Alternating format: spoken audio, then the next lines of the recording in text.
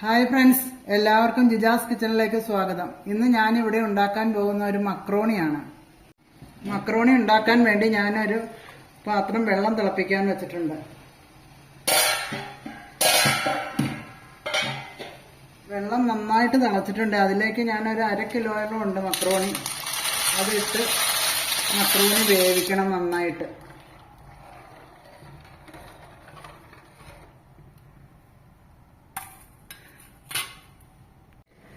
Macaroni നന്നായിട്ട് വെന്ത് വന്നിട്ടുണ്ട്. ഇത് ഇനി ഊറ്റിയെടുക്കണം.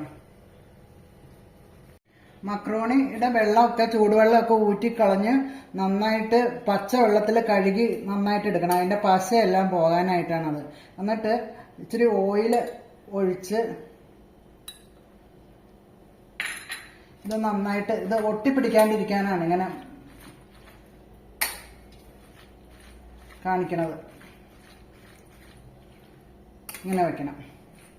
ഒരു ഉരുളി അടുപ്പത്ത് വെച്ച് അത് ചൂടായി വരുമ്പോൾ 4 ടേബിൾ സ്പൂൺ ഓയിൽ അതിലോട്ട് ഒഴിക്കുക.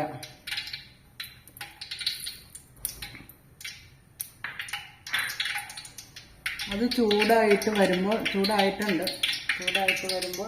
സവാള 2 എണ്ണം അരിഞ്ഞു വച്ചിരിക്കുന്നതാണ്.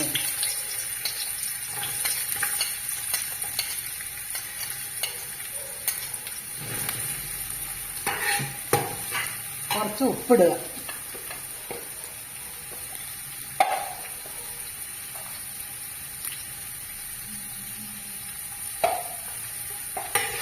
ഒന്ന് വഴറ്റുക.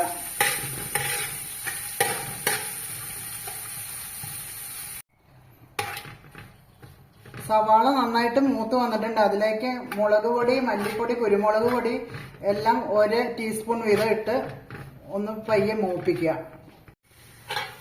അത് നന്നായിട്ട് മൂത്തിട്ടുണ്ട്. അതിലേക്ക് തക്കാളി ഇടുക. തക്കാളി കുറച്ച് നേരം ഒന്ന് വഴറ്റണം.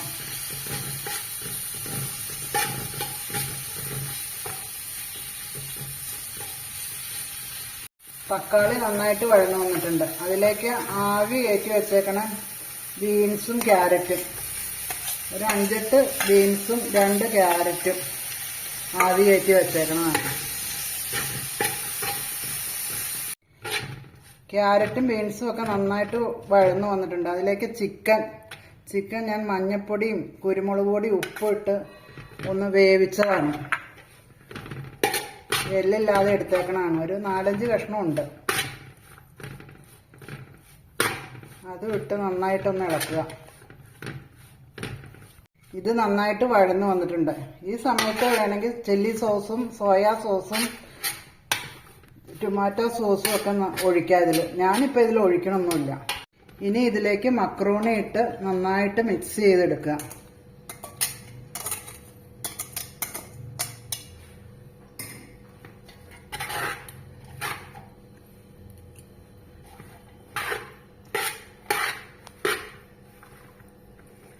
മക്രോണി റെഡി ആയിട്ടുണ്ട്. ഇതിലേക്ക് 1 ടീസ്പൂൺ മസാലപ്പൊടി, ഗരം മസാലപ്പൊടിയും കൂടി ഇട്ടിട്ട് ഇളക്കണം.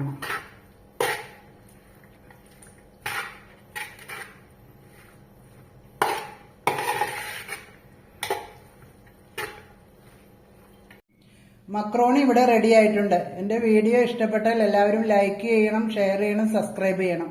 അടുത്ത വീഡിയോ ആയിട്ട് വരുന്നവരെ എല്ലാവർക്കും ബൈ.